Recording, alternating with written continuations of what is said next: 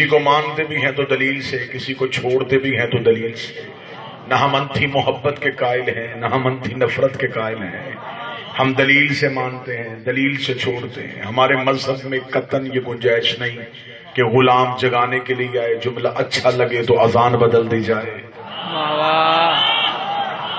ہمارے مذہب میں قطعاً گنجائش نہیں کہ قیدی کھڑے کیے جائیں، ان کے کھڑے ہونے کا انداز اچھا لگے تو نماز کا طریقہ بدل دیا جائے۔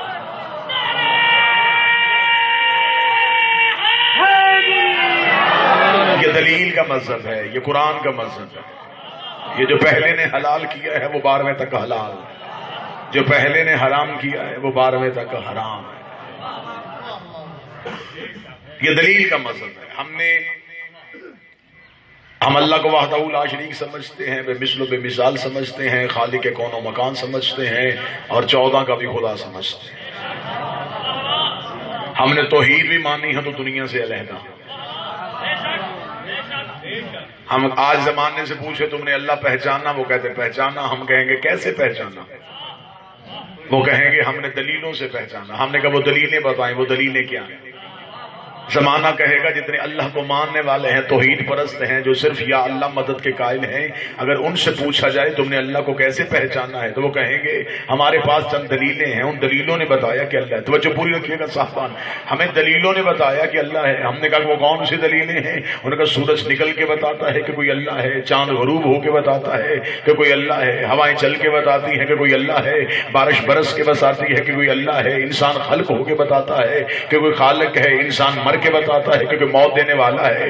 اس کا مطلب ہے کہ تو نے اللہ ذات سے نہیں پہچانا، تو نے اللہ دلیلوں سے پہچانا ہے، تو نے اللہ کو چند نشانیوں سے پہچانا ہے۔ تجھے ہواؤں نے بتایا اللہ ہے، تجھے سورج نے بتایا اللہ ہے، تجھے چاند نے بتایا ہے اللہ ہے۔ رکھ آل محمد کے ماننے والوں کے سر پہ قرآن، ہم نے اللہ نشانیوں سے نہیں پہچانا۔ اور میں بڑی معذرت کے ساتھ جملہ کہوں گا، جن نشانیوں سے زمانے نے اللہ کو پہچانا ہے، یہ کام بھی اللہ خود نہیں کرتا، اللہ نے اس کام کے لیے فرشتے مقرر کیے ہیں۔ ہوائیں فرشتے چلاتے ہیں، بارش فرشتہ برساتا ہے، میکائیل رزق تقسیم کرتا ہے، ملک الموت روح قبض کرنے کے لیے آتا ہے، اور جو فرشتے یہ کام کرتے ہیں وہ علی کے دروازے پہ کبھی درزی بن کے، کبھی بھکاری بن کے، کبھی فقیر بن کے، کبھی یتیم بن کے۔ اب ہم سے پوچھو کہ ہم نے اللہ کو کیسے پہچانا ہے؟ جب علی سر سجدے میں رکھتا ہے تب پتہ چلتا ہے یہ علی اور ہے، وہ علی اور۔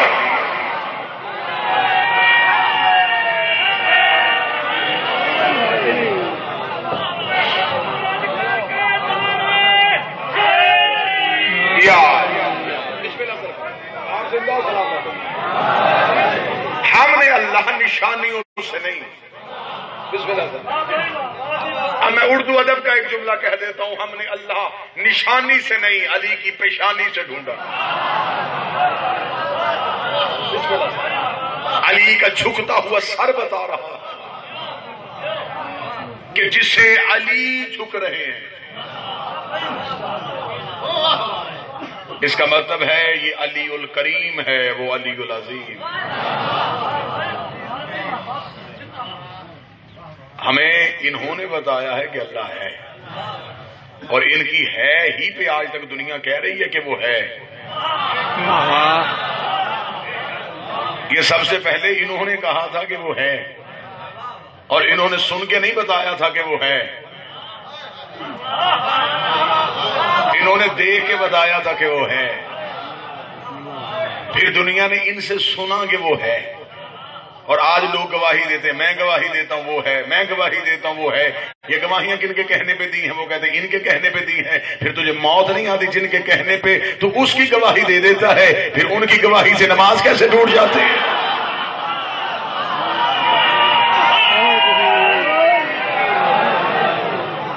ان کی وجہ سے تو نے گواہی دی۔ بسم اللہ سر، یہ پہلی بار انہوں نے کہا ہے اور تو نے کہا ہے، اس کا مطلب ان کی ہے کو توحید کہتے ہیں۔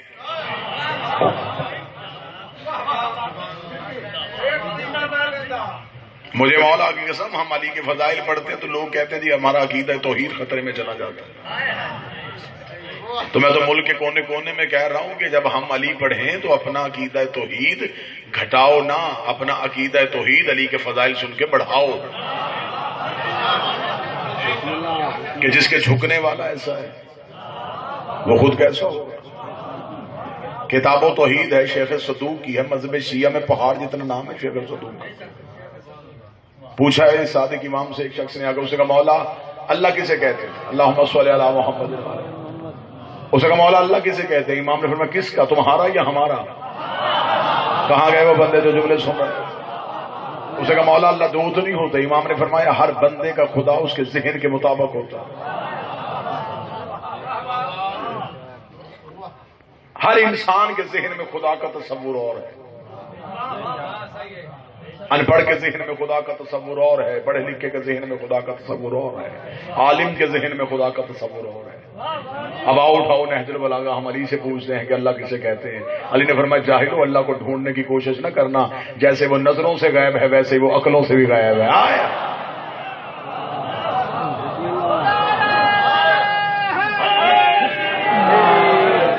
کون ہے؟ کون عقل ہے جو اسے پا سکے؟ کون عقل ہے جو اسے پہچان سکے؟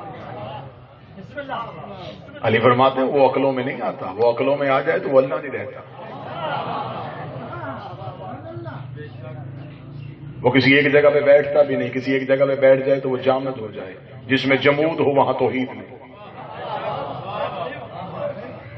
وہ متغیر بھی نہیں ہے، وہ حرکت میں بھی نہیں آتا۔ حرکت یہ ہوتی ہے کہ ایک چیز یہاں ہو، اس کا یہاں ہونا اس بات کی دلیل ہے کہ وہ یہاں نہیں، تو جو یہاں نہ ہو وہ اللہ ہوتا ہی نہیں۔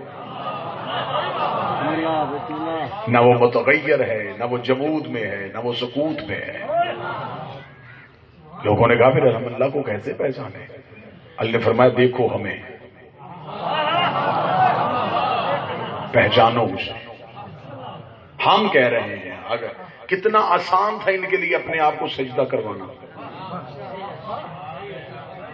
کہ جس معاشرے میں رہ رہے تھے اس معاشرے میں لوگ درخت کو سجدہ کر رہے تھے، بڑا آسان تھا ان کو اپنے لیے سجدہ کروانا، لیکن انہوں نے اپنے کو سجدہ نہیں کروایا، انہوں نے خود سجدے میں رکھا۔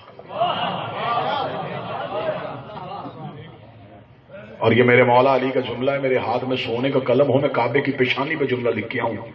میرے مولا نے فرمایا تھا میرے اللہ گواہ رہنا، میں اپنے آپ پر گھٹا گھٹا کے تجھے بڑھا رہا ہوں۔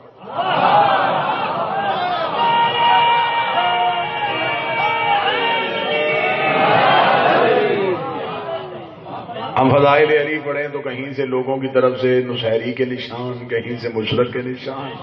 ہمیں نصیری نہ کہا کرو، ہمارے گلے میں پھولوں کے ہار ڈالا کرو کہ ہم علی کے ہوتے ہوئے بھی اللہ کو سجدہ کرتے ہیں۔ زمانے کے پاس علی جیسا ایک بھی ہوتا لوگ کب کے مشرک ہو جاتے، ہمارے پاس 12 علی ہیں، ہم پھر بھی اسے سجدہ کر رہے ہیں۔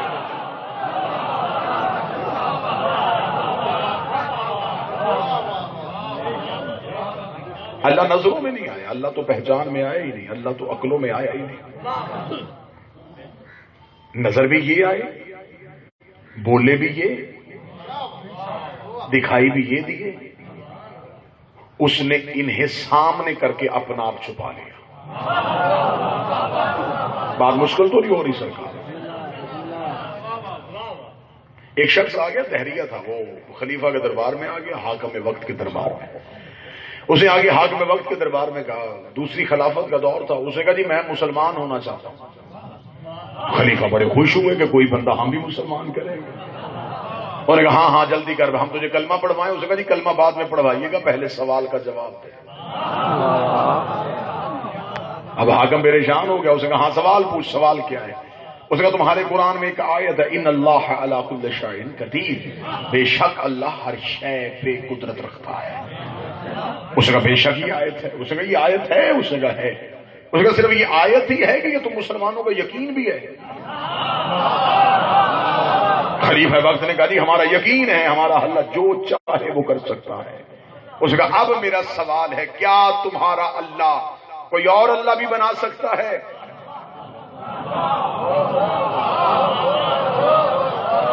اب اگر وہ کہے نہیں تو وہ کہے گا پھر اس کی ہر چیز پہ قدرت کیسی؟ اگر کہیں بنا سکتا ہے وہ کہے گا وہ وحدہ لا شریک کیسا؟ دہریہ مطمئن کھڑا تھا، حکومت پریشان ہو گئی۔ بازاری مولوی دربار میں بلائے گئے، اس کے سوال کا جواب دو۔ وہ پریشان ہوئے، حاکم نے کہا پریشان کیوں ہو رہے ہو؟ اس کا سوال مشکل ہے، مشکل کشا کا در ڈھونڈنا پڑے گا۔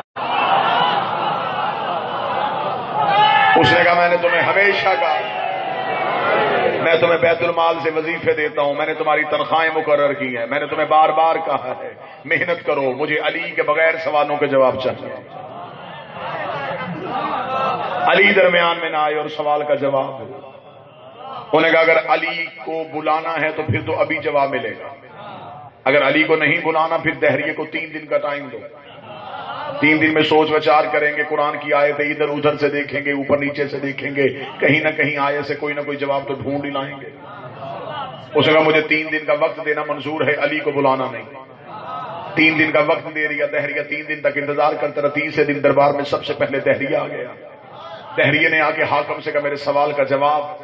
حاکم نے اسی مولویوں کو اکٹھا کیا، ان سے کہا ہاں بھائی تم نے سوال کے لیے جواب کا 3 دن کا مہلت مانگی تھی، جواب تیار ہے؟ انہوں نے کہا بالکل تیار ہے۔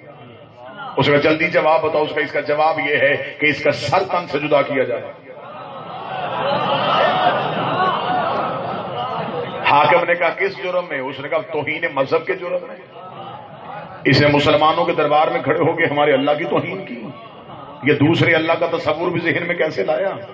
ہم اس کا گلا کاٹ دیں گے۔ حاکم نے کہا اچھا تو اس کا مطلب یہ اسلامی سزا ہے؟ انہوں نے کہا بالکل سزا ہے، اسلام میں سزا ہے، اللہ کی توہین کرنے پہ قتل کیا جاتا ہے، اس کا سر قتل کیا جائے گا۔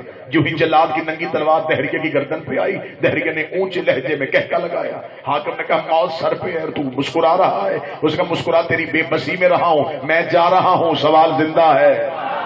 ہائے ہائے ہائے، میں جا رہا ہوں، سوال زندہ ہے، میں جا رہا ہوں، سوال زندہ ہے۔ سوال تیرے دربار میں زندہ چھوڑ کے جا رہا ہوں، میں چلا جاؤں گا، سوال دربار میں زندہ رہے گا۔ ابھی تو میری لاش دربار سے باہر پھینکے گا، لوگ پوچھیں گے کیوں مارا، تجھے بتانا پڑے گا۔ وہ سوال ایک سے دوسرے کے کان میں، دوسرے سے تیسرے کے کان میں، یہ سوال اتنا پھیل جائے گا، ایک دن میرا سوال مذہب بن جائے گا، میں اس مذہب کا بانی ہو جاؤں گا۔ لوگ مجھے قیامت تک یاد رکھیں گے کہ ایک بندہ تھا جس نے سوال کیا تھا، اسی سوال سے ایک مذہب وجود میں آ گیا تھا۔ حاکم پریشان ہو گیا۔ حاکم کا پریشان ہونا تھا، دونوں طرف سرکار باب الحوائج کے علم ہے، کتابیں چاہو ممبر پہ دکھانے کے لیے تیار ہوں۔ حاکم وقت نے کہا پھر کیا کریں؟ علماء نے کہا پھر ایک ہی حل ہے، اگر دہریہ کو واپس بھیجنا ہے تو ہمیں تھوڑی دیر کے لیے قرآن کی آیت واپس لینی پڑے گی۔ ہم اس سے کہہ دیتے یہ قرآن کی آیت ہی نہیں ہے، ان اللہ علی کل شیء قدیر آیت قرآن سے نکال دیتے ہیں۔ ادھر قرآن کی حرمت میں چھری چلنے لگی۔ یہ دربار کے کونے سے ایک بوڑھا اٹھ کے کھڑا ہوا، اسے دہریہ کی کلائی پہ ہاتھ رکھا، اس نے کہا تجھے وہاں لے کے جاؤ جو وار سے قرآن ہے۔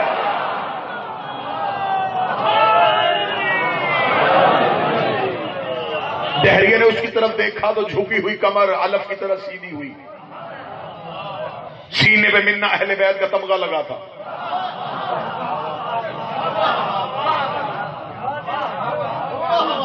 رات کے گرے ہوئے نور کے تارے داڑھی میں چمک رہے تھے۔